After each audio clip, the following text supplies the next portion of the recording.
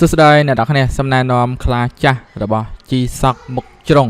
ត្រកូល GMW B5000 series តែមួយនេះគឺ B5000 TVA series ជានាឡិកាធ្វើពីទូល Titanium ធ្វើនៅជប៉ុនកញ្ចក់ Sophisticated ជាប្រភេទនាឡិកា Limited Edition ម៉ូដនេះចេញបានក្នុងប្រហែលជា75ឆ្នាំតែជាម៉ូដកម្រហើយលក់ដាច់បំផុតដែលពិបាករកបងដែលជាអ្នក collection នាឡិកា G Shock ដែលកំពុងស្វែងរកម៉ូដមួយនេះធ្វើពី Titaniumចាប់អារម្មណ៍តាក់ទងមកកាន់ ETC បានយើងមាននៅក្នុងស្តុកជាមួយធានាផ្លូវការរយៈពេល1ឆ្នាំអរគុណច្រើន